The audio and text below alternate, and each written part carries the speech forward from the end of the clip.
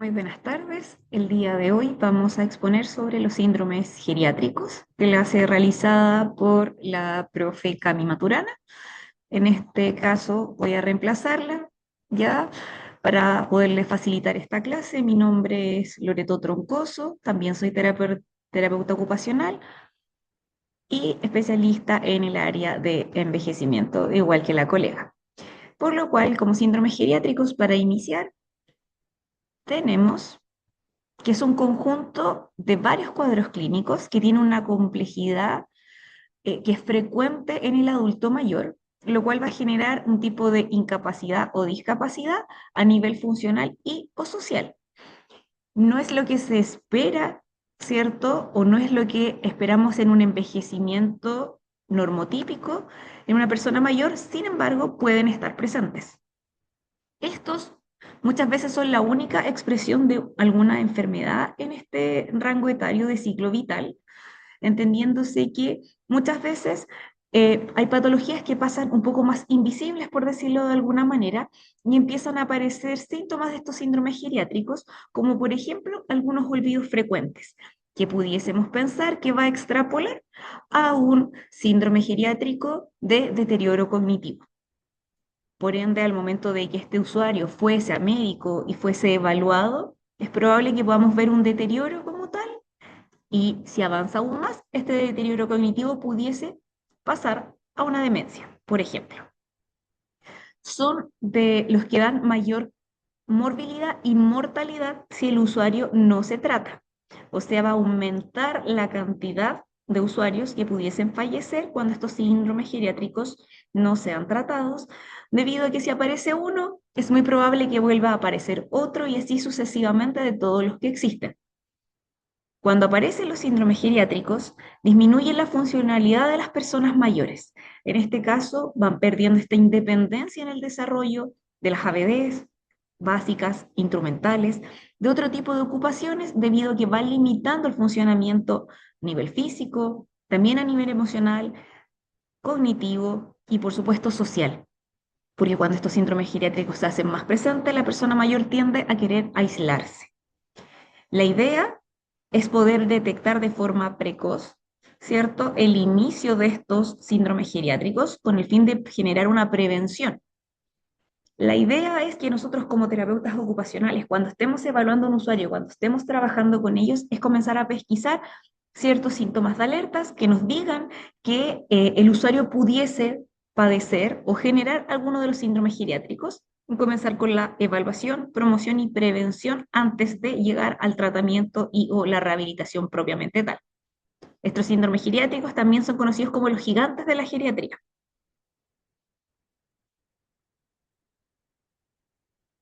Vamos a pasar de diapo.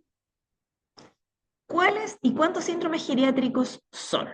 Bueno, acá tenemos dos tablas. Tenemos esta primera esfera, ¿cierto? Que se ve de varios síndromes geriátricos que los vamos a mencionar, ¿ya? Y los complementamos con los que aparecen en la tabla. Uno de los primeros síndromes que aparecen acá es el de fragilidad. Entonces les dejo la pregunta a ustedes que van a estar viendo esto en sus casas ahora. ¿Qué es lo que se les viene a la mente cuando hablamos de una persona que es frágil? ¿Cuál es la primera sensación que se nos viene a la cabeza, como recuerdo, como imagen de esta persona mayor cuando hablamos de fragilidad? Es probable que se nos venga a la cabeza, ¿cierto?, una persona más débil, más vulnerable, más enflaquecida, ¿cierto? Como con esta sensación de que debe ser protegido. Ya cuando hablamos de fragilidad, hablamos que esta persona mayor, ¿cierto?, está propensa a tener un enflaquecimiento, a poder tener sarcopenia, a generar dismovilidad, ¿cierto?, debido a la aparición de este síndrome geriátrico que conlleva con otros. Hay una triada cuando aparece el síndrome de fragilidad, que en este caso va con el de inmovilidad o dismovilidad, en conjunto con la sarcopenia y hacemos la triada juntándolo con la fragilidad. Si aparece uno, va a aparecer el otro y luego el otro sí o sí. Entonces, como TO, lo que tenemos que hacer es prevenir. Cuando empieza a aparecer uno, empezar a prevenirlo inmediatamente, cosa que esto no avance a generar el componente de los otros dos para esta triada. Tenemos acá el síndrome de inmovilidad o dismovilidad, que nos habla de que esta persona se encuentra sin movimiento, ¿ya? No es una persona que esté en un estadio inmóvil como tal, porque nos vamos a seguir moviendo, vamos a seguir teniendo movimiento de ojos, gesticulación con la cara, con las manos, pero lo que hace referencia es el movimiento que genera esta persona en nivel de transferencia o de traslados como tal, si estamos mayormente parados, sentados o acostados. En el caso de nosotros deberíamos estar en el estadio 1A, que luego vamos a ver con la pauta con la que se evalúa, ya que es Dinamarca, en donde habla que la mayor parte del tiempo nos mantenemos en movimiento constante sin tener apoyo de un tercero. Es así como podemos también recordar que mayormente nuestros adultos mayores pasan mayor tiempo sentados, sobre todo cuando están solos en casa, más frente al televisor, ¿cierto? Quizás realizando algún tipo de actividad, tejido, lectura, pero mayormente sentados. A esto ya llamaríamos que es un síndrome de dismovilidad. Tenemos otro síndrome que son las úlceras por presión o las LPP, que son lesiones por presión o antiguamente conocidas como escaras. Estas lesiones que se generan son cuando tenemos un roce constante con ciertos accidentes anatómicos o protuberancias anatómicas a nivel óseo que van a generar presión y van generando heridas, llagas en la piel en primera instancia, y estas pudiesen ir avanzando mucho más, ¿cierto? Si se mantiene la posición y no tengo cambios de posición o movilidad en estos puntos de apoyo, ya o puntos de presión, que algunos deben recordar quizás de miembro superior cuando estuvieron en órtesis, cuáles eran los puntos de presión al realizar dichas órtesis. Tenemos otro síndrome geriátrico, que es el de depresión. Ya tenemos una disminución en el ánimo. Es bastante frecuente verlo en los adultos mayores, teniendo mayor prevalencia en mujeres que en varones.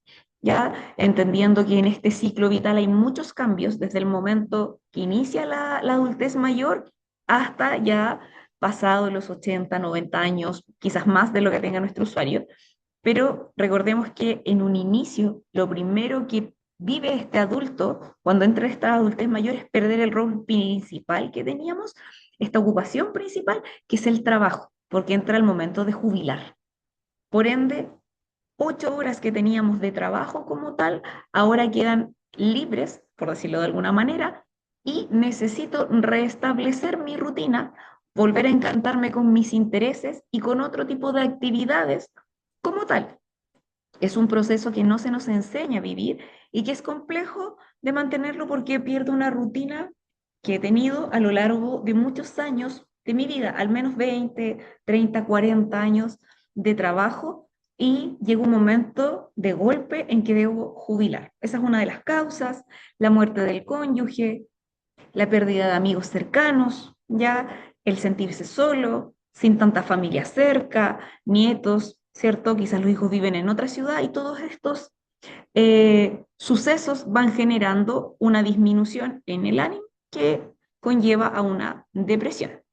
Tenemos también un síndrome geriátrico acá de insomnio, ya entendiendo que nuestros adultos mayores tienden a disminuir la cantidad de horas de sueño, a diferencia de nosotros como adultos que debiésemos estar durmiendo entre 7 a 8 horas, el adulto mayor tiende a necesitar menos horas de sueño para estar activo. Y tenemos esta noción de que muchos de ellos se acuestan muy temprano, por ejemplo, sobre todo ahora en el periodo ya además de otoño-invierno, que la luz oscurece más temprano, ¿cierto? Hay menos luz en el ambiente, se tienden a ir a acostar también por el frío, esto hace que se puedan dormir temprano y en transcurso de la madrugada despertar y que les cueste conciliar el sueño. Ya es una situación que pasa comúnmente en las residencias de adulto mayor, que cuando probablemente les ha tocado a alguno ir en sus preclínicas o si no les va a tocar el otro año en los internados, que los van a ver que los acuestan muy temprano. Ya a las 6 de la tarde, después de la cena, se empieza a hacer el cambio de muda, se les pone ya pijama y se empiezan a acostar. Entonces, a las 6 7 de la tarde, ya algunos quedan dormidos. Es inevitable que, si no hay un fármaco, ¿cierto?, que nos ayude a mantener el sueño, que despierte este adulto mayor en la noche. ya que pierda la calidad del sueño. En el caso de que hubiese una demencia, quizás empieza a deambular por el lugar, ya entonces se pueden generar también otros síndromes geriátricos a través de este insomnio que no está compensado. Tenemos a su vez los síndromes geriátricos de incontinencia, tanto incontinencia urinaria como fecal, ¿cierto? Es esta pérdida en el fondo de el control de ir a orinar o ir a defecar, que primeramente pudiese iniciar con algunas pérdidas de orina, ¿cierto? Algunas gotitas de orina quizás por un esfuerzo, por mucha risa, por haber tomado algo, algún elemento que sea pesado y que hace que pierda orina. ¿Ya? Y después ya esto puede ser a nivel neurológico, que yo voy perdiendo la capacidad del control de esfínter y ya luego simplemente se evacúa, lo cual también lo vamos a ver cuando veamos el síndrome en sí, pero genera una gran disminución en las funciones sociales que tenemos, en las habilidades sociales, en esta participación social. Va a ser una limitante. ¿Por qué? Porque este adulto mayor va a pensar que puede tener algún escape de orina cuando esté compartiendo con más personas, lo cual evidentemente va a generar vergüenza, preocupación, estrés. Por ende, tienden a limitar su participación social.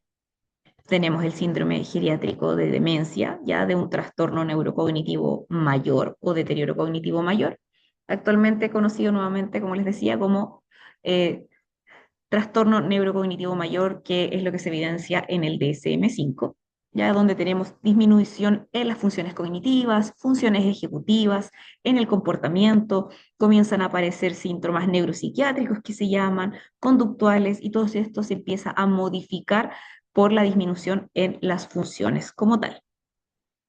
Tenemos el síndrome de polifarmacia, probablemente este ya lo han escuchado, que tiene que ver con la toma excesiva de fármacos.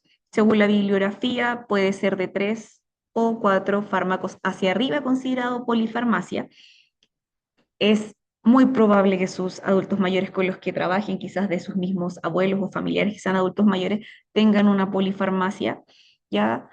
Entre la aspirina, el paracetamol, metformina, losartán, eutirox, etcétera, fármacos que se utilizan a diario en el fondo van a generar esta polifarmacia. Y la idea de nosotros, dentro del trabajo que hacemos, es también pesquisar esta polifarmacia, visualizar el tipo de fármaco que está tomando, si hay familias de fármacos que están repetidas, ya que quizás pudiésemos derivar a un geriatra, el neurólogo, psiquiatra, ¿cierto? Para que haya una revisión del esquema farmacológico porque pesquisamos que habían remedios que se estaban duplicados, por ejemplo. Muchas veces esta situación pasa cuando este usuario tiene horas a médicos distintos y no hay un cruce de información en todos los fármacos que se toman, o que ya terminó el tratamiento y se continúa, por ejemplo. ¿Ya? Y iatrogenia como tal, este término, acá en la tabla al lado sale como polifarmacia y también lo podemos ver como un síndrome geriátrico de algún daño que se le genera a esta persona mayor, que puede ser por casualidad o que también pudiese ser intencional. Ya me refiero a intencional que algún maltrato físico, psicológico que se pueda generar en el cuidado de ellos. En algunas ocasiones en residencias o cuando están hospitalizados pasa que al moverlos, si hay esta fragilidad capilar, dejo con algún tipo de hematoma al usuario, de algún tipo de lesión cutánea más superficial, pero se consideraría como iatrogenia, como algún suceso que implique, ¿cierto? Eh, algo desfavorable para el usuario. Muchas veces, como les decía, en la familia también, cuando ya el cuidador está cansado, puede tomarse esto como maltrato, de que lo grite, de que forcejee un poco más para moverlo, cambiarle la ropa. Ya hay que ir visualizando eso y también evaluarlo. Para eso tenemos la escala de SARI, ¿cierto? Para ver la sobrecarga del cuidador y evitar iatrogenias en nuestros usuarios. Tenemos varias noticias que hemos visto iatrogenia en residencias que son clandestinas, ¿cierto? Que no está el cuidado como corresponde, no hay agua potable, baños, la higiene se va perdiendo, la higiene y confort del usuario, entonces todo esto tenemos que visualizarlo como tal. Otro síndrome geriátrico que acá tenemos es el de impotencia sexual, ¿cierto? Mucho se habla o se cree que el adulto mayor pierde este deseo sexual, lo cual es erróneo. puede que cambie, ¿cierto?, en la forma en que vemos la sexualidad como adultos a este estadio ciclo vital ya de adulto mayor, pero eso no quiere decir que el usuario no tenga el deseo sexual, recordando también que es una ocupación importante dentro de los ciclos vitales del ser humano. Y a estos síndromes les vamos a adjuntar los que nos faltan de explicar, ¿cierto?, en esta diapo, que tenemos aquí la inestabilidad, ¿cierto? En este caso hablamos del síndrome geriátrico de caídas, cuando el usuario, ¿cierto?, cae, no necesariamente al suelo, puede ser que caiga de la silla, que se haya movilizado y haya tenido un movimiento abrupto del cuerpo hacia un desnivel o hacia una posición más baja de la que estaba, ya entendiendo que no solo va a ser al suelo, trastornos de la marcha propiamente tal que pudiesen pasar porque hay algún tipo de enfermedad, hay algún tipo de patología que haga que esta marcha sea más enlentecida, que haya una disminución en el braceo, que ya los pasos no vaya uno por sobre el otro, etcétera. Y a este síndrome, además, se le suma que es el síndrome post-caída, que es el miedo, ¿cierto?, después de una caída a volver a caminar, lo cual puede ser pasajero, que puede durar por mucho tiempo. Inanición, ¿ya? Aquí lo llamamos como síndrome geriátrico de malnutrición, que podemos tener hacia los dos extremos. Una disminución, ¿cierto? Como dice ahí, de desnutrición, como tal, de que este adulto mayor vaya perdiendo, ¿cierto? Los nutrientes, alimentos, proteínas y demás es que requerimos, ¿cierto?, para el funcionamiento correcto del cuerpo, como al otro extremo, un exceso, ya un exceso hacia la obesidad de la alimentación, que también es posible. De aquí, ¿qué más tenemos? Bueno, inmunodeficiencia, ¿cierto? Que son más propensos a generar tipo de infecciones, insuficiencia sensorial, y en este caso va a ser que este usuario sea usuario de lentes. Probablemente ya en mi caso ya voy con un síndrome geriátrico ya encima para la vejez, ¿ya? O cualquiera de los que esté escuchando acá la clase que utilice lentes también va hasta esta insuficiencia sensorial, y también en el oído, que es común, ¿cierto? Ver usuarios que usan audífonos, que puede ser unilateral o bilateral, como tal, lo cual hay una insuficiencia sensorial que pudiese, ¿cierto? Generar dificultades en la motricidad, en la concentración, en tipo de movimiento que genere otro síndrome geriátrico. Por ejemplo, si tu cerebro quizás tiene problemas a la vista, pudiese generar una caída porque no vio el desnivel que venía al bajar de la puerta, por dar un ejemplo. Tenemos la falta de recursos también, en lo cual hay mucho adulto mayor que vive en situación de calle. Lo hemos visto aquí a nivel país, lo vemos en Santiago mismo, ya lastimosamente tenemos muchos adultos mayores durmiendo en la calle, que están pasando frío, ¿cierto?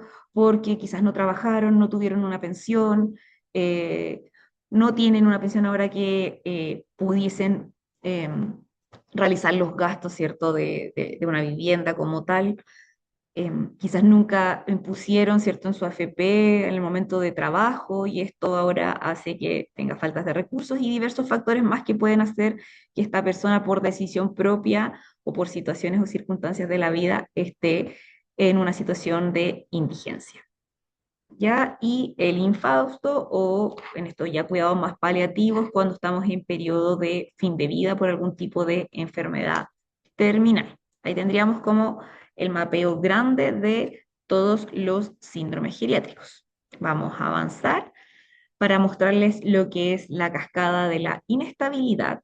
Esta cascada ocurre cuando tenemos una inestabilidad corporal en el usuario, ya que puede ser en el equilibrio, equilibrio estático, dinámico, que va a generar un trastorno en la marcha, lo que les mencionaba recientemente. No hay un braceo, quizás ya viene con un patrón flexor a nivel corporal, los pasos van seguidos uno al lado del otro, no tengo un adelanto de los pies como corresponde, y este trastorno de marcha puede generar caídas. Cuando tenemos caídas, el usuario tenemos la opción de que genere un miedo a caer, ¿cierto? Que es el síndrome post caída, que quiere decir que luego de esta caída este usuario va a sentir miedo de volver a caminar, miedo quizás de volver a pasar por el mismo lugar donde cayó y más condicionantes que las vamos a ver previamente. Esto va a hacer que se aumenten las caídas, ya si el usuario camina con miedo, es probable que aumenten las caídas.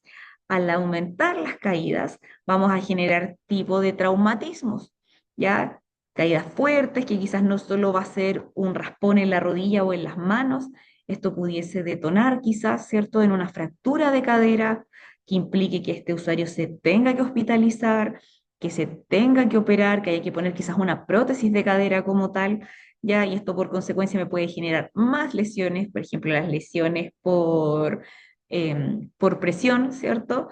Y así seguimos con esta cascada debilitando o generando mayor inestabilidad en los usuarios que por consecuencia nos pueden llegar a la muerte, al fallecimiento de este usuario. Desde ahí nos vamos ahora hacia el primer síndrome que vamos a tratar en el día de hoy, que va a ser el síndrome de caídas. Ya, en una primera instancia se define, ¿cierto?, como la llegada al suelo de forma involuntaria, porque acá la persona no decide caerse, sino que cae al suelo de forma abrupta. Ya, cualquiera podemos caer al suelo, probablemente más de algunos se ha tropezado, se ha caído, ¿cierto? Pero lo que se espera dentro de la sociedad o lo cultural es que estas caídas sean más propias en el adulto mayor, ¿ya? Pero hoy día se refiere como la precipitación súbita e involuntaria a un nivel inferior, ¿cierto? No al suelo. Lo que yo les decía, quizás se está levantando del sillón, pisa mal, ¿cierto? Y genera esta caída quizás lateralizada como tal, cae sobre el mismo sillón o se fue hacia adelante en la cama, contra un mueble, ya sin necesidad quizás de caer al suelo. Y tenemos tres tipos de causas que lo pueden generar. Causas intrínsecas, ya que son propias del sujeto, o sea, son propias del usuario, la pérdida del equilibrio, dinámico estático, estos problemas sensoriales, ¿cierto? Que hablábamos quizás en la audición, en la vista. En el otro caso tenemos causas extrínsecas que son del entorno. Ya sabemos que las calles acá en Santiago no nos acompañan mucho en que estén muy pulcras para poder deambular, tanto nosotros o como cualquier persona que ocupe una ayuda técnica. Tenemos cemento que está roto, ¿cierto? No está bien delimitada de repente las bajadas en las veredas, está eh, hay veces que hay ramas, hay basura, ¿cierto? Hay señalética mal puesta que dificulta el paso y esto también pasa dentro de la misma casa, ya que puede este entorno no ser un facilitador. Por ejemplo, que el usuario tenga dentro de la casa estas alfombras, ¿cierto? Que van en los pasillos y que no tengan antiadherente. Y la alfombra se mueve o estas bajadas de cama y pisa y se va a caer el usuario. Ya tengo que tener ojo con eso, ver si quizás también los zapatos son adecuados o no, los que está utilizando, si hay mucha escalera, cómo es esa escalera, si tiene el espacio suficiente para apoyar bien el pie o los peldaños son más cortos. Ya nosotros evaluamos el entorno, recuerden que dentro de nuestros modelos disciplinares, ¿cierto? Desde la ocupación se evalúa el entorno o el ambiente. ¿Ya? Y podemos tener causas mixtas, que es lo que pasa generalmente en la mayoría de los casos, que tenemos tanto factores intrínsecos como extrínsecos que hacen más probable la caída.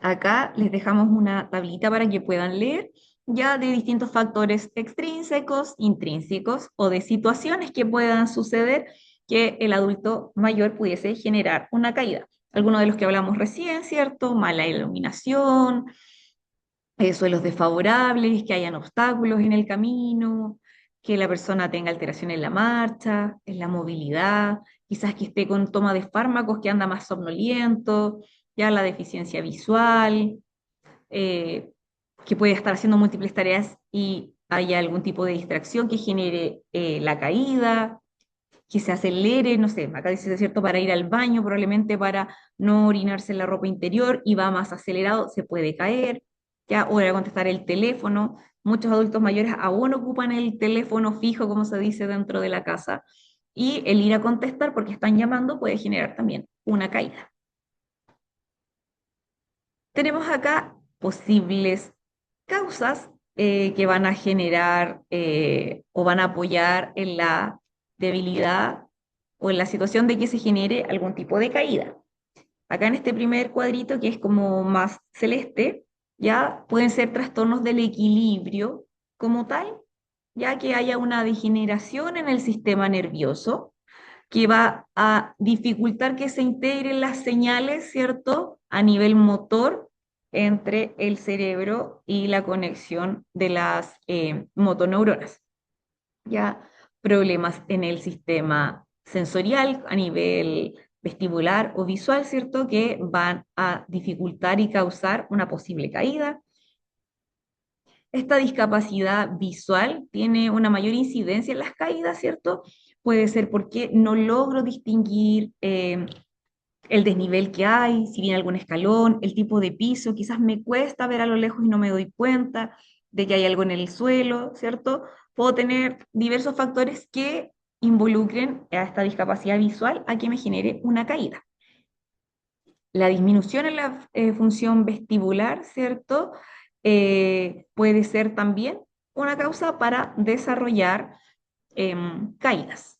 ¿Ya? En este otro cuadrito que tenemos aquí hablamos de la deformidad degenerativa que tiene la columna, recordando que desde anatomía, ¿cierto? Tenemos curvaturas que son normales o fisiológicas como tal, pero muchas veces en la adultez mayor estas curvaturas que tenemos se van haciendo patológicas y a su vez se van degenerando el tejido óseo, lo cual va a generar una disminución, ¿cierto?, en el disco intervertebral, generando una asimetría en la columna, además que el adulto mayor es malo para tomar agua, ¿cierto? Esta deshidratación va a dificultar aún más la lubricación sinovial de las articulaciones de la columna, generando una posible caída como tal, entendiendo que este eje central como esqueleto axial también afecta a la zona apendicular, en este caso a las extremidades inferiores. También acá en el cuadrito verde sale como otras causas problemas a nivel musculoesquelético, entendiéndose que en el envejecimiento que vamos teniendo todos es probable que vayamos perdiendo masa muscular. Esta masa muscular es lo que también fortalece a las articulaciones, a los huesos en sí, para poder generar un movimiento seguro. Si este adulto mayor está enflaquecido y ha perdido masa muscular, es propenso a que vaya al suelo, que haya esta caída, ¿cierto? Porque voy a estar perdiendo el equilibrio, ¿cierto? Voy a estar perdiendo la fuerza para poderme mover, lo que es la contracción y la relajación de la musculatura, lo cual hace que pueda caer al suelo. Tenemos también aquí un esquema de los porcentajes de caída que se generan. Ya tenemos la opción de una caída hacia adelante, que muchas veces es de las más comunes que se van generando, ya que caigo con las manos en el fondo hacia el suelo. Tenemos la opción de que la caída sea lateralizada, como que me voy desde la silla o hacia los lados, como también tengo la opción de tener una caída hacia atrás, ya por una inestabilidad postural. Cualquiera de estos tipos de caída ya van a tener un agravante en el adulto mayor, dependiendo de la forma que cae. Por eso parte de nosotros también en nuestras intervenciones es hacer talleres de caídas a los usuarios, que generalmente, depende del programa, uno lo hace con los kines. Por ejemplo, en el programa más se trabaja mucho esta herramienta con tu dupla, que es un kinesiólogo, de enseñarle a caer al usuario cómo debiese poner las manos, cómo debiesen caer las rodillas, los codos, ¿cierto? Para no lesionarme la cadera, no golpearme en la cara y no solo cómo caer, sino que también cómo pararme. O sea, ahí tenemos opciones o estrategias de trabajo pensando en esta imagen de los tipos de caída que tenemos generalmente. Este síndrome de caídas puede ocurrir por fármacos que impliquen un tipo de desestabilización, por ejemplo, porque ando mayormente dormido, puedo estar más enlentecido, ¿ya? Y va a depender de los fármacos que tome este usuario como tal. Ya tenemos fármacos que son para la hipotensión, ya que pudiesen generarme algún efecto adverso y tener alguna caída, sobre todo los que son de sedación. Lo vamos a ver mucho en nuestros adultos mayores, por sobre todo en lo que son las benzodiazepinas, ya los fármacos que vienen con la estrellita verde generalmente, antidepresivos como tal o neurolépticos. Es probable que varios de sus usuarios utilicen este tipo de fármacos, lo cual generan este enlentecimiento que puede provocar una caída. ¿Ya? Se genera una debilidad muscular por AINES. Muchos de los adultos mayores dentro de su farmacología, su esquema farmacológico diario, toman AINES, ¿ya? Diuréticos, ¿cierto? Eh, Fármacos que generen otoxicidad, ya cualquiera de estos fármacos en sí puede generar un problema en el equilibrio y por consecuencia la caída. ¿Ya? Acá seguimos hablando igual de caída. Ya dentro de este rango ahora lo que vemos son las intervenciones que nosotros pudiésemos realizar, ¿cierto? Y ahí idealmente ustedes igual que mientras vamos viendo esto vayan ideando más estrategias. Ya, por ejemplo, los factores extrínsecos, ya que son los de riesgo, asegurarse cómo es la iluminación en la casa. ¿Cómo es ese piso? ¿Es de baldosa? ¿Es piso flotante? ¿Es piso de madera? ¿Es piso de parqué? ¿Hay desniveles o no? ¿Se nota si es que hay un desnivel o viene como un corte y no se nota o va, ¿cierto?, desnivelándose constantemente? Si el piso es resbaladizo o no, cómo es el acceso a entrar a la casa, si es que quizás en la puerta de entrada, entre que está la puerta, una planta, un paragüero, un mueble, tiene fácil acceso el usuario o es reducido que pueda generar una caída, el tipo de zapato es ideal visualizar, ver si estos usuarios, no sé, las usuarias si todavía usan taco, ya hay muchas de las usuarias que van a ver que usan ese taco bajito que es como cuadrado, es bastante común, pero también genera una inestabilidad en la marcha.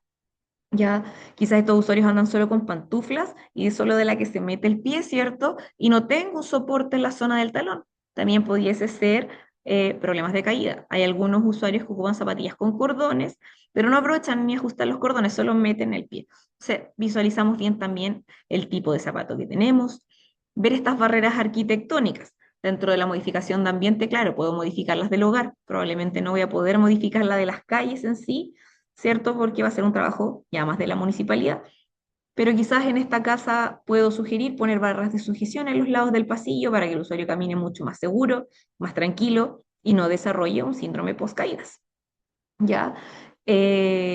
Asegurar que hayan barras, ¿cierto? Como les decía, de sujeción en la casa, donde ve que es más complicado, tener estos apoyos como tal, y esto lo puedo evaluar si está o no está, para que en mi intervención las pueda incluir en los factores o sea, intrínsecos que puedo ver, primero es ver las patologías que están existentes. Si dentro de ellas yo puedo hacer algún tipo de modificación. Ver el esquema farmacológico para ver si es el adecuado, lo que hablábamos anteriormente, ¿cierto? En polifarmacia, si son los remedios que necesita, si hay algún remedio que pueda ser un predisponente de tener estas caídas o no, ¿ya?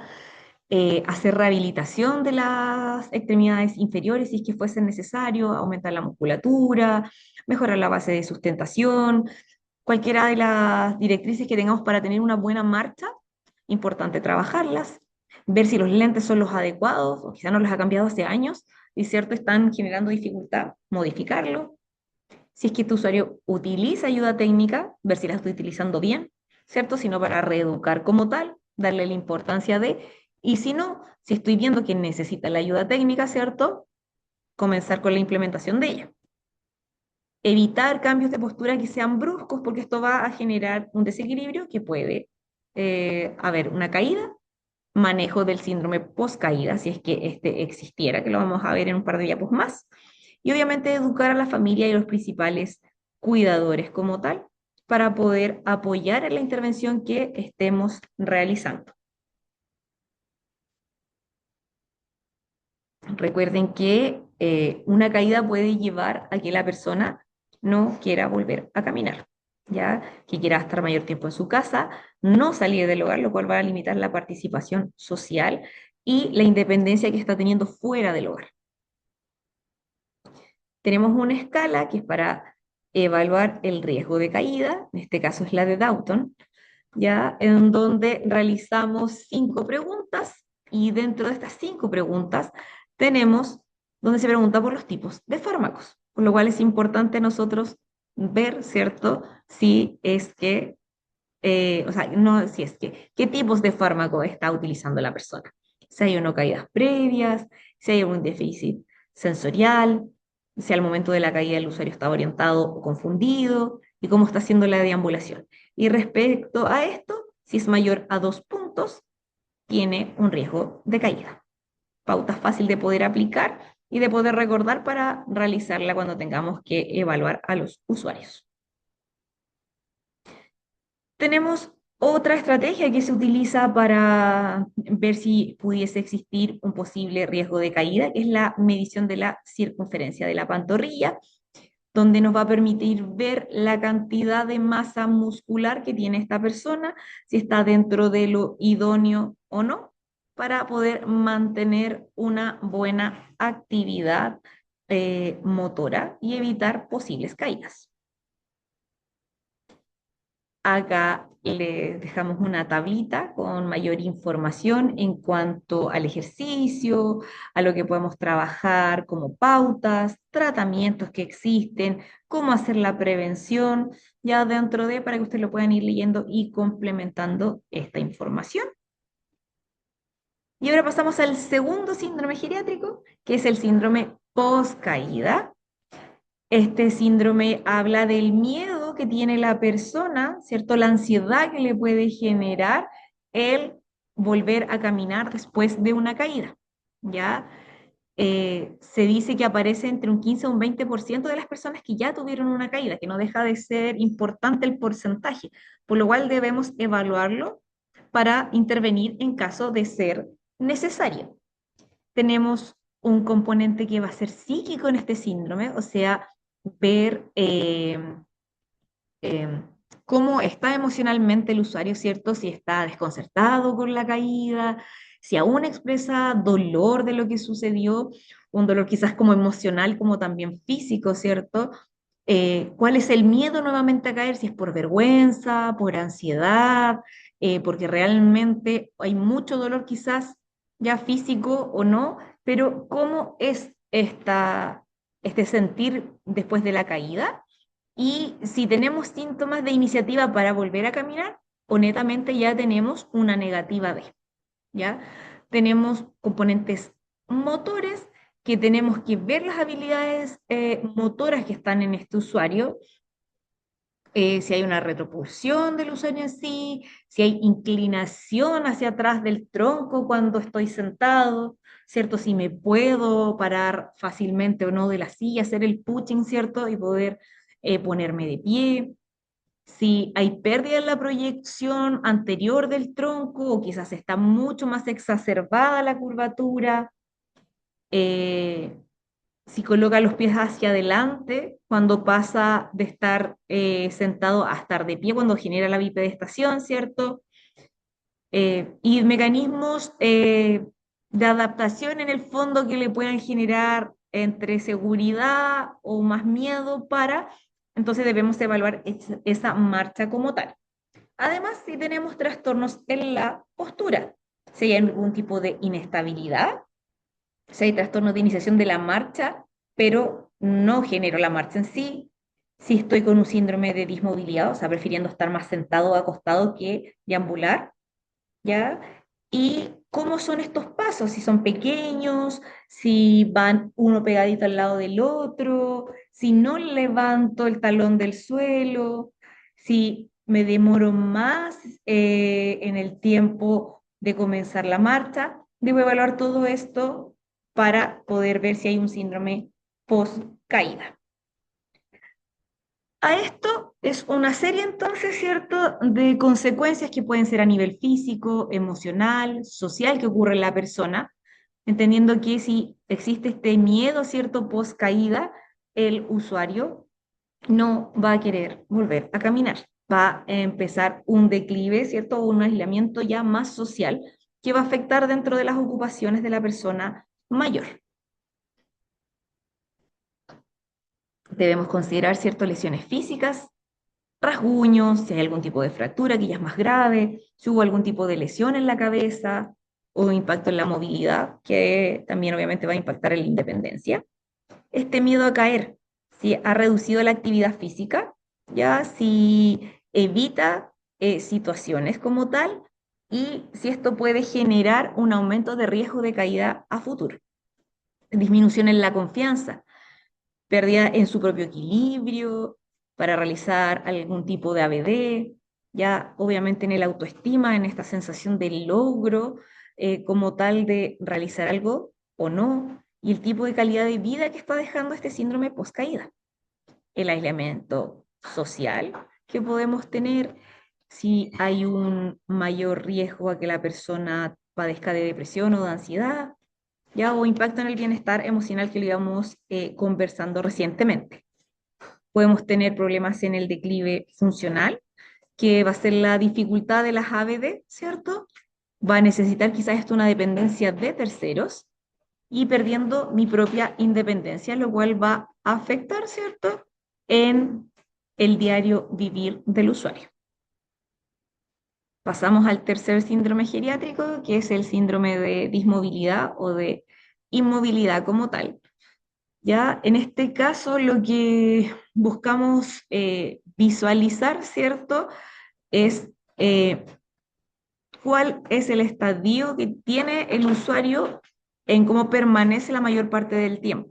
Si amanece mayor tiempo de pie, mayor tiempo sentado o mayor tiempo acostado. Y esto involucra un descenso en las ABD por un deterioro del sistema musculoesquelético, entendiendo que si estamos mucho tiempo en una posición sin mayor movimiento, se va debilitando y voy perdiendo masa muscular, que esto a su vez puede generar otro síndrome geriátrico que sería la sarcopenia. ¿Ya? Si hay restricción voluntaria o involuntaria en el desplazamiento, ya si hay causas o problemas físicos, sociales, funcionales como tal. Y para esto se propone evaluar a través de la escala de Dinamarca, que es la tablita que ven acá, en donde se divide en 5 etapas y en 2 subetapas. La etapa 1 es permanecer mayormente o mayor parte del tiempo en el día de pie. Etapa 2, permanecer mayor tiempo sentado. 3, 4 y 5 es permanecer la mayor parte del día acostado. Y acá vienen las identificaciones como tales, la 3, la 4 y la 5. Por lo cual, si yo detecto en el caso de nosotros, ¿cierto? ¿Cuál sería mi estadio? Probablemente va a ser el 1. Y ahora yo veo la subetapa, si va a ser 1A o 1B. En la 1A es que yo puedo deambular sin ayuda. Y si fuese B, es que debo caminar con ayuda. Puede ser con una ayuda técnica, con el soporte del brazo de otra persona, ¿cierto? O me apoyo de la pared, de algún mueble para poder avanzar más seguro. ¿Okay? Desde aquí yo veo cuál es el estadio de dismovilidad que tiene mi usuario.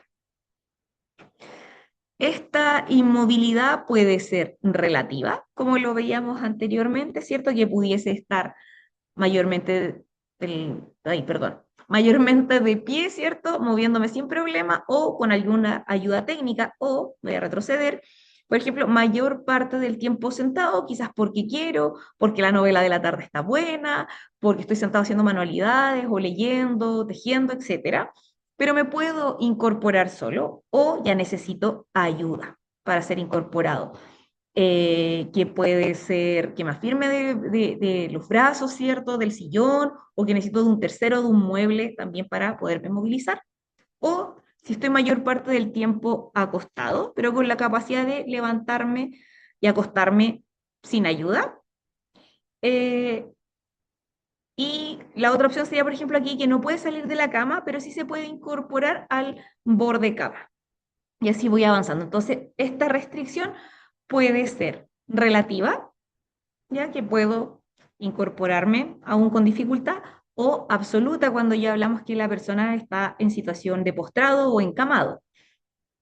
Esto evidentemente va a generar, como decíamos, sarcopenia, va a generar fragilidad, ya puede generar evidentemente rigidez tanto articular como muscular, retención o incontinencia urinaria porque me voy a demorar más en llegar al baño, porque no voy a poder quizás ir al baño y esto va a generar problemas, estreñimiento. Si paso mayor parte del tiempo en una sola postura y no hay mayores movimientos, puedo generar una LPP, trombosis, infecciones, problemas como osteoporosis, deshidratación, hipotermia, entendiendo que si estamos mucho tiempo en una sola posición también nos da sueño, o sea, no sueño, perdón, nos da frío, ya acá generalmente cuando vemos usuarios en estado de inmovilidad absoluta, tendremos a verlos con muchas mantitas, muy abrigados, con calcetines gruesos, chaleco, porque evidentemente estoy perdiendo calor, no puedo regular mi temperatura porque estoy sin movimiento. Esto también puede generar un síndrome confusional agudo,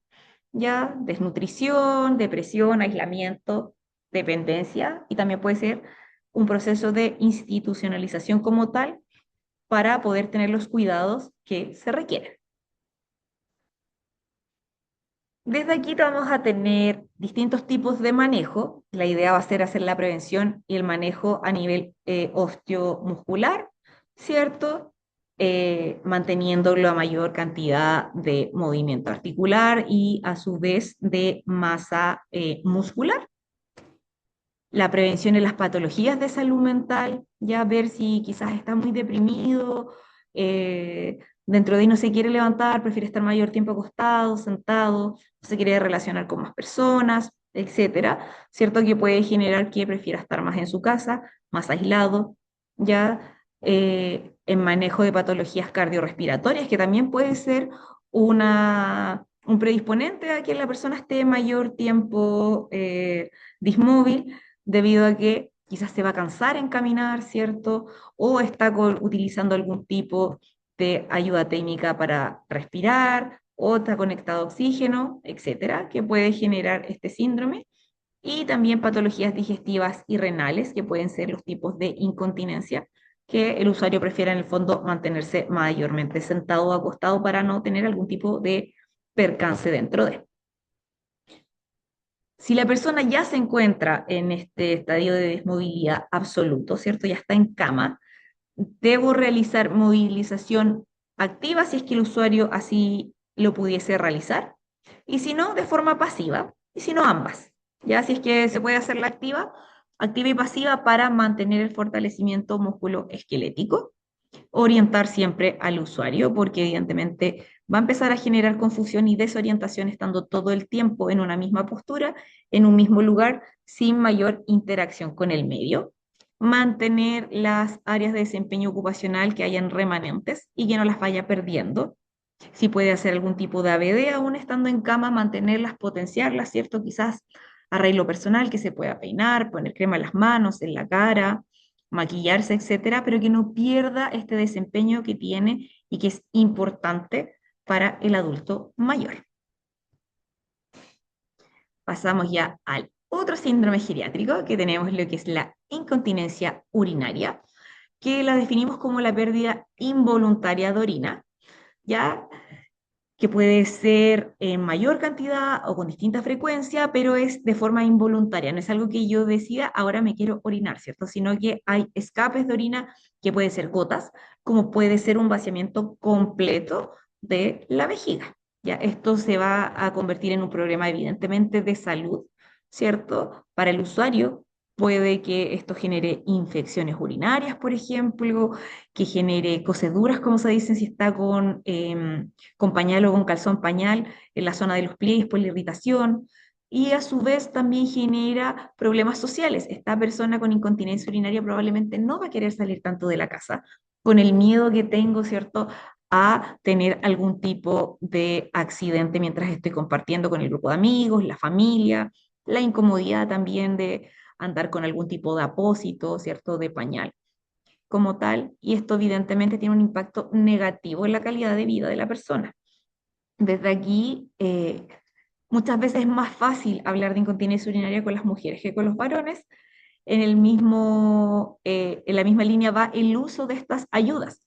Ya en el caso de las mujeres, por los largos años de nuestras vidas, ¿cierto? Hemos tenido que ocupar algún tipo de elemento de protección menstrual, ya sean toallas higiénicas, ¿cierto? Tampones, etcétera. Por ende, es más común para nosotras la noción de quizás, cuando si tuviésemos incontinencia urinaria en nuestra adultez mayor, de ocupar un apósito, de ocupar alguna toalla higiénica para prevenir, ¿cierto?, estas caídas quizás de gotas como tal, y luego ya el uso posterior, si esto es más grave, de calzón pañal o pañal, que mentalizar, ¿cierto?, al varón a utilizar este tipo de apósitos.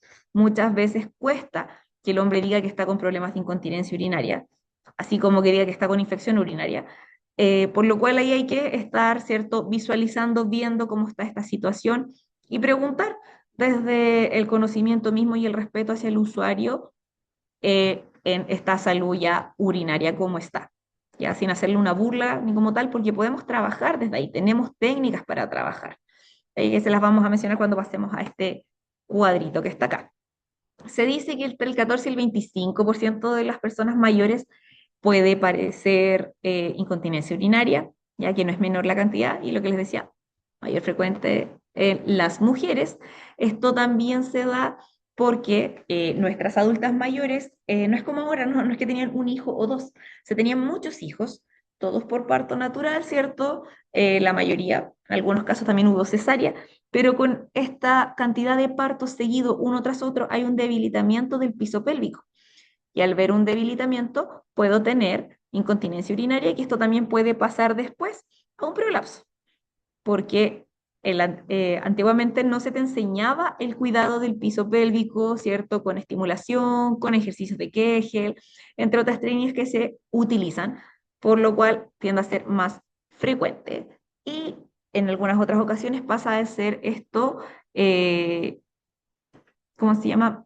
El usuario pasará a estar institucionalizado porque hay que hacer un repetitivo cambio de pañales, por ejemplo, que también eso se hace pesado para muchos de los cuidadores, o muchas veces son dos adultos mayores y estar cambiando el pañal el uno al otro también se va a dificultar, ¿ya? Por lo cual puede ser causa de institucionalización en las personas mayores. La incontinencia urinaria se clasifica por el tiempo de evolución, que puede ser aguda o transitoria, ya que se presenta de forma súbita, dura un periodo de tiempo y es reversible, o crónico persistente, ¿cierto? Que tenemos más de 6 semanas de evolución y no logra ser resuelta de forma definitiva, por ende va a persistir a lo largo del tiempo. Si lo vemos desde ahí, en esta parte aguda, muchas veces después de una hospitalización, después de algún suceso que haya generado dificultad, ¿cierto?, en el control de orina, ¿qué va a pasar? Y en los otros va a ser persistente ya, y este usuario tiende a utilizar calzón pañal y pañal propiamente tal, ¿ya? Mecanismos ahora, que es la otra clasificación, por la pérdida de orina, que puede ser por esfuerzo, que tiende a ser una fuga leve de orina o moderada, pero no es el vaciamiento completo, que puede ser por reírse, por toser, por hacer ejercicio, ya por levantar algo pesado y que hace que hayan escapes de orina. Puede ser por urgencia, que también obviamente va a ser involuntaria y tengo una gran cantidad de orina acumulada en la vejiga y no alcanzo a llegar al baño. Y ahí puedo tener problemas en el vaciamiento como tal. Y por rebosamiento, ya que la vejiga es incapaz de vaciarse, eh, y empieza a rebosar propiamente tal. ¿Ya? En el tratamiento, bueno, aquí salen varias medidas preventivas que se realizan. Ya acá mayormente son farmacológicas, quirúrgicas en caso de, pero en el caso de nosotros hacemos toda la parte que es no farmacológica, en el cual de nuestro rol como terapeuta ocupacional lo que podemos hacer es generar, por ejemplo, un calendario horario de ingestas de agua. Por ejemplo, cuando trabajaba en residencia hacíamos eso. Cada vez que tomaba agua, el usuario marcaba, ¿cierto? Y después de un periodo de 1 hora o 2 horas, que vaya al baño. Vuelve a ingerir líquido, 1 hora, 2 horas, al baño. Y así progresivamente, cosa que queda ser registrado que si hay toma de agua, debo ir al baño. Y de esta forma también entrenábamos, ¿cierto? Estas idas al baño para que pudiese salir. Por ejemplo, si tenía que ir a hacer algún trámite, si iba a salir con la familia, se iba antes al baño de salir y que estuviera tranquilo en dicha actividad para evitar, ¿cierto?, estas fugas de orina de forma involuntaria. Ya esto cuando está la capacidad, obviamente, de poder ir al baño.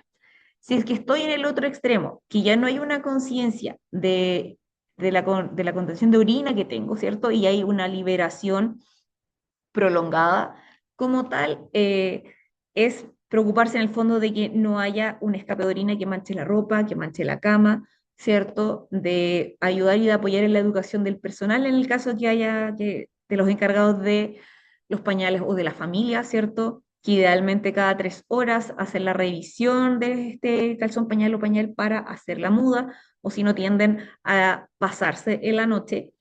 Generalmente pasa en residencias, lo que se hace es un turno que revisa a las 12, otro a las 3 y el otro a las 6 de la mañana. Y entre el lapsus entre 3 y 6 es cuando generalmente se pasa la orina. Allá lo que se hacía era utilizar doble pañal, ¿ya? Y además la sabanilla en la cama para poder proteger en el caso de que hubiera eh, un exceso de orina y que modificara, ¿cierto? En la noche tener que cambiar toda la ropa de cama, más el pijama y hacer el aseo genital de los usuarios. Entonces, también puede ser parte de nosotros en el apoyo de la educación para la incontinencia urinaria, tanto con el usuario como con el equipo que trabaje o la familia, ¿ya? Tenemos la pauta para evaluar, que es la que mayormente se ocupa, es ICIQ, ya que es el cuestionario que es autoadministrado al usuario donde ustedes le preguntan con cuánta frecuencia usted pierde orina, nunca, una vez a la semana, de 2 a 3 veces al día o varias veces al día. Y ahí va la puntuación del 1 al 5. La otra pregunta dice, según su opinión, ¿cuánto es la cantidad de orina que pierde? Nada, muy poca, moderada o mucha cantidad. Es muy de la apreciación del usuario, ¿ya? Y estas escapes de orina, ¿cuánto ha afectado en su vida diaria? Tipo escala de EVA, del 1 al 10. Y él considera. Y según esto, vemos la cantidad de afectación que tiene para poder considerar esta incontinencia urinaria. En caso de que el usuario quizás esté con demencia y algún deterioro y no me conteste correctamente, puedo aplicar también esta pauta a un tercero, a un familiar, ¿cierto?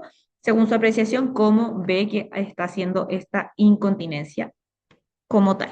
Y desde ahí podemos trabajar en objetivos, ¿cierto?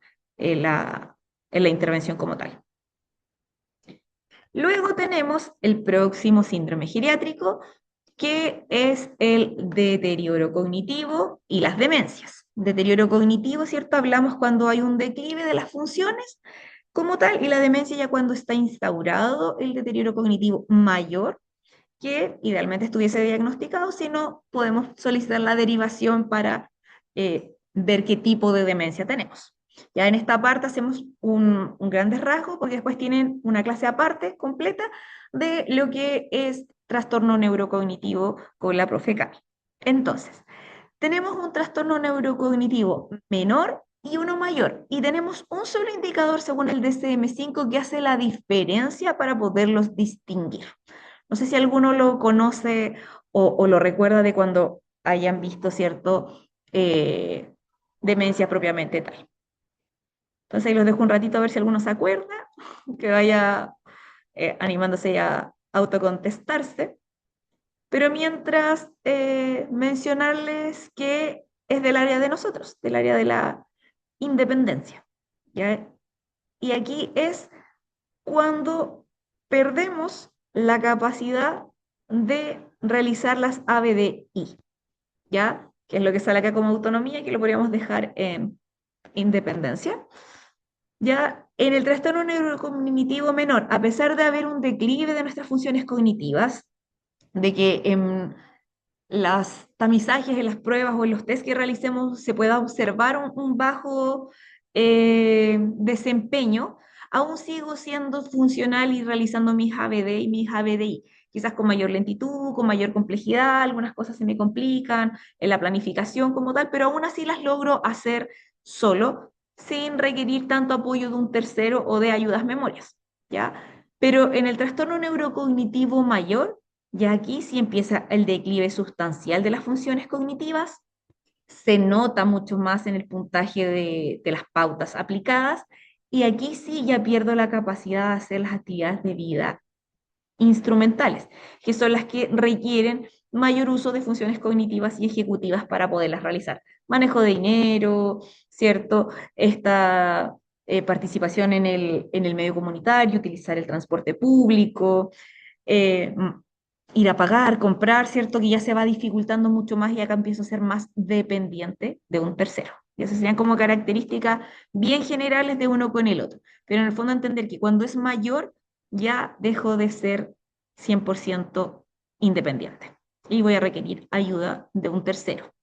Por ende, nuestro rol como terapeuta, ¿cierto?, es trabajar desde ahí a tratar de mantener las funciones remanentes que existan para que no vaya avanzando, entendiendo que si padece de demencia, ¿cierto?, es un trastorno neurocognitivo, o sea, perdón, es una afectación neurodegenerativa como tal que no se va a detener.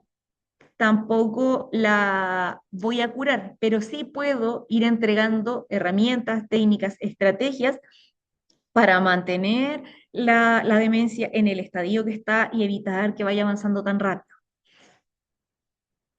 Desde aquí tenemos cuadros comparativos, ¿cierto?, en relación al deterioro cognitivo leve o la demencia leve, cuando hablamos ya de demencias, cuando está diagnosticada, en la fase inicial, ya que es similar al cuadrito anterior.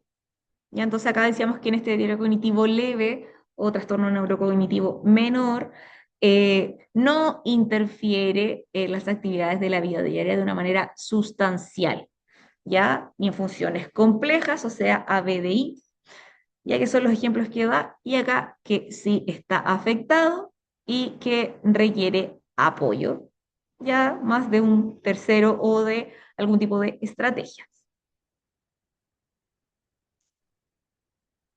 La gracia acá es cuando está en la demencia leve, en los estadios iniciales, el usuario todavía conserva bien sus ABD básicas.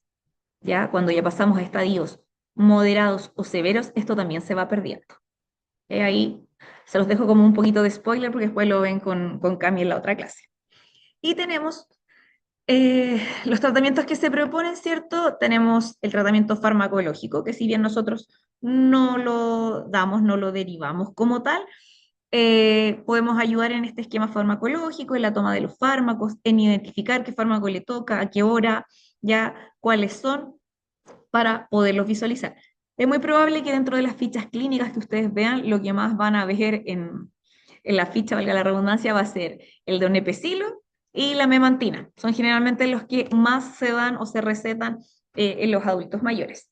Pero nosotros nos vamos a la primera columna, que es el trabajo no farmacológico. Es lo que nosotros hacemos como terapeutas ocupacionales, pensando en el bienestar de nuestros usuarios. Y esto va a ser, en primera instancia, en informar al usuario de la situación que está pasando, de comenzar a concientizar, de explicarle quizás de qué se trata la enfermedad, de transitar con ellos el cuadro de lo que implica tener un diagnóstico, ¿cierto?, de demencia o de un deterioro cognitivo, la psicoestimulación que yo puedo generar en el usuario con funciones o actividades de interés, ya para que tengan una mayor adherencia al tratamiento. A cada opción, por ejemplo, cuando yo atiendo a domicilio de forma particular, ¿cierto? Mantener las relaciones sociales que hayan con los amigos, con la familia, evitar que vaya a aislarse, porque esto aún más va a aumentar el deterioro. De mantener las rutinas, de que se vayan realizando, de que no haya mayores cambios quizás para poder mantener la estructura que ya hay. Y en esto como tal, ahí hacer un paréntesis, tengo la opción si voy a domicilio de poder evaluar el ambiente y de ver si hay el que realizar algún tipo de modificación o no. O en esto también educar a la familia de evitar quizás hacer cambios abruptos en el lugar que desorienten al usuario, porque lleva años probablemente viviendo en esa casa en el mismo orden, en la misma estructura, y si hay un cambio, se va a desorientar, ¿ya? Mantener ejemplificación acá, por ejemplo, de listas de compras, si tiene que ir a comprar, que lo escriba en un papelito, ¿cierto? Y que lo lleve para que no se le olvide las cosas, realizar juegos con ellos de interés, Hay muchos de los adultos mayores que les gusta jugar cartas, que les gusta jugar dominó, que hay juegos de mesa generalmente que les llaman la atención, entre otras actividades de interés, ocuparlos como estrategias, como medio, como fin, ¿cierto? Para hacer la estimulación cognitiva. Y evidentemente también trabajar no solo lo cognitivo, sino que también a nivel motriz. Se habla en los últimos estudios que cuando hago una rehabilitación dual, ¿cierto? Tanto física como cognitiva, tiene mayor impacto a nivel neuronal y cognitivo del usuario.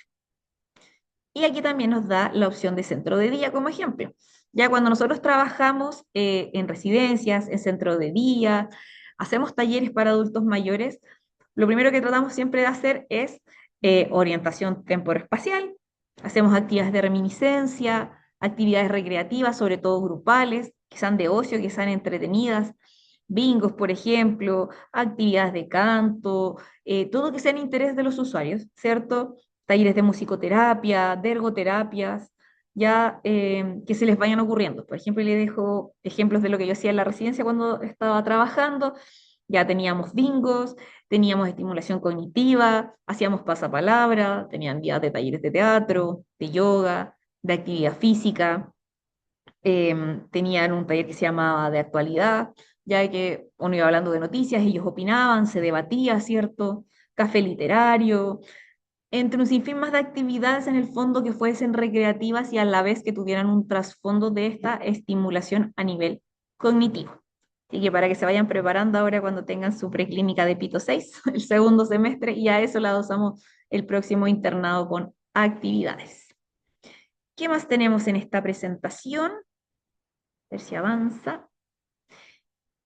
Y ya vamos casi finalizando esta presentación, que son los síndromes geriátricos, o sea, síndrome geriátrico, perdón, de depresión propiamente tal, ya según el tipo de clasificación, según el texto que ocupemos, ¿cierto? Si sea CIE-10 o DSM, eh, se puede considerar como un trastorno depresivo como tal, uno que sea recurrente o ya la distimia, si es cierto que está persistente, o en el DCM si es mayor, menor, ya no especificado distímico. Va a depender mucho de cómo venga el diagnóstico por el médico.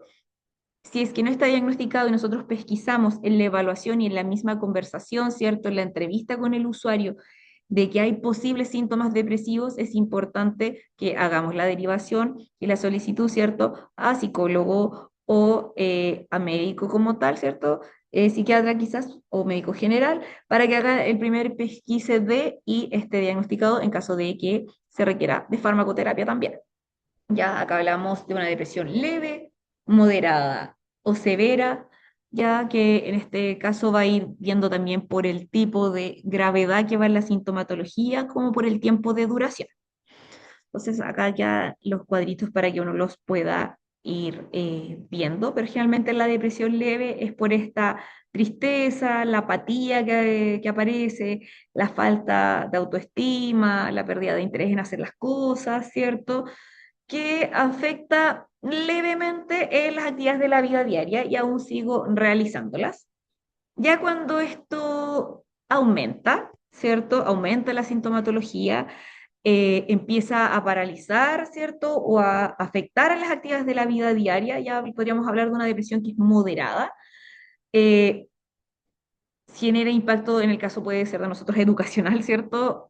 O de trabajo, pero en los adultos mayores, en las actividades de vida diaria que está haciendo, el cocinarse, el quizás cuidar a las mascotas, eh, salir, ¿cierto? De la rutina que tenía ya se ve impactada y se nota este deterioro como tal. Hablamos de una depresión moderada. Y cuando ya los síntomas son severos, ¿cierto? Las consecuencias tienden a ser negativas, pero son evidentes en el declive que existe. Hay una pérdida total y de desinterés por la vida, por lo que vamos a hacer. Hay pensamientos intrusivos, ideación suicida, pensamientos de suicidas como tal, ya, y empieza a estar mucho más aletargado la persona a nivel físico, como que se siente más pesado, más débil, ya. Entonces, esto lo podemos ir pesquisando con los usuarios a medida que los observamos, conversamos y evaluamos para ver cómo está esa depresión y requerir la ayuda necesaria, no solo de nuestra área ocupacional, sino que también de los otros profesionales. Este ciclo de la depresión ya generalmente aparece por diversas causas, que son las que podemos ver aquí. Ya muchas veces tenemos estos estresores que aparecen por las distintas enfermedades que van apareciendo a lo largo del ciclo vital, sobre todo en la adultez mayor. Problemas de familia, ya que hay problemas con los hijos, con los nietos, con el cónyuge, ya que van generando momentos de estrés y de baja de ánimo, eventos vitales que van pasando. Podemos tener a esto, asociarle síntomas físicos, insomnio, el dolor, la fatiga, el cambio en el apetito, disminución en la concentración, en la atención, que va a generar un problema, ya que le baja a su vez la autoestima al usuario y esto va generando mayor síntoma. Como se dan cuenta, es un ciclo, va un bucle como tal. ¿Ya? Los problemas en el comportamiento, del comenzarme a aislar, ¿cierto? Socialmente, ya no quiero participar en actividades, mi productividad en lo que estaba realizando se ve disminuido, hay falta de iniciativa para hacer las cosas, viene este desgano que uno lo va notando y a la vez cómo va afectando a nivel de pensar y del sentir, ¿cierto? Pensamientos negativos, baja autoestima, una baja volición, baja causalidad personal, la tristeza, esta desesperanza, ¿ya? Y si aparece uno, empiezan a aparecer los otros y así sucesivamente en el ciclo de la depresión, por lo cual es imperativo que podamos visualizar cómo está esta condición anímica del usuario para evaluarlo dentro de la BGI en la esfera mental.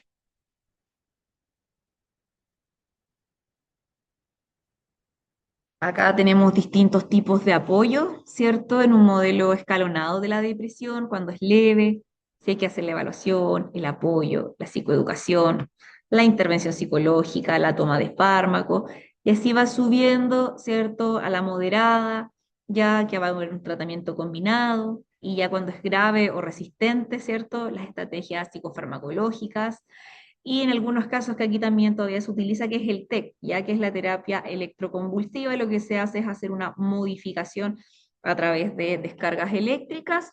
No es como lo que uno imagina en las películas a la antigua, ¿cierto? Sino que la persona está anestesiada, está controlada por médico, enfermera, anestesista, etcétera, cuando se realiza la intervención para ver una modificación neurosináptica en el cerebro. Generalmente se hacen las depresiones persistentes, como se leía en algunos otros tipos de trastornos de salud mental ya más complejos.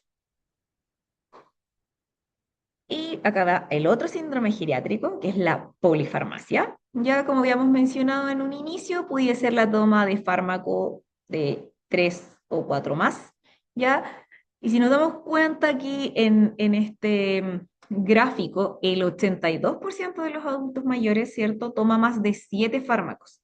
No deja de ser importante la cantidad, por lo cual es sumamente relevante que ustedes vean la ficha clínica de sus usuarios, que pesquisen los fármacos, que los vean, ya ver si son medicamentos quizás naturales, pero igual se consideran polifarmacia porque también es una pastilla, una cápsula que estoy ingiriendo y que trabaja a través de mi torrente sanguíneo y mis órganos, ya eh, ver qué es lo que se está generando, cuántos fármacos, si tienen consecuencias, ya, porque habíamos visto también que había consecuencia por tipos de fármacos que pudiesen generar caídas, por ejemplo, ya, mayor somnolencia, si hay mayor somnolencia, baja participación social, va a generar aislamiento y así voy desencadenando los demás síndromes, ya.